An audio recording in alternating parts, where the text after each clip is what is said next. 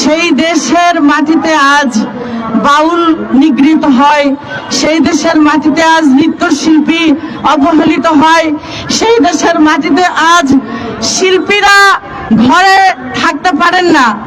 আজকে এর থেকে লজ্জাজনক বিষয় আমাদের জন্য আর কিছু হতে পারে না।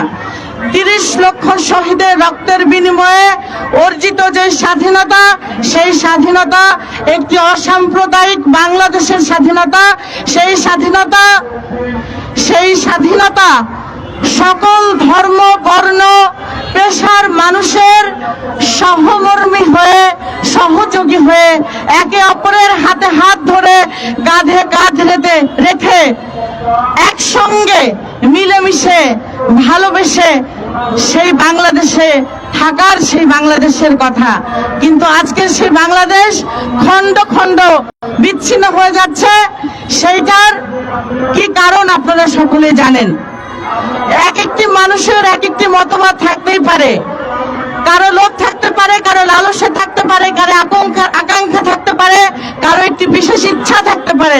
কিন্তু আপনি আপনার ইচ্ছাটিকে অপরের উপরে চাপিয়ে দেওয়ার চেষ্টা করবেন না।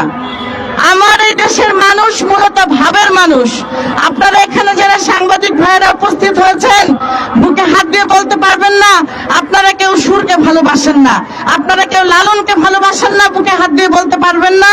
শাহ আব্দুল করিমকে ভালোবাসেন না, আপনারা বুকে হাত দিয়ে বলতে পারবেন না।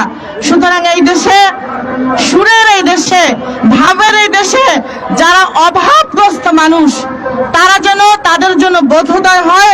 এবং সরকারের দৃষ্টি আকর্ষণ করছি, সরকার যদি কঠিন হস্তে দমন করে, তাহলে আজকে এই সাহস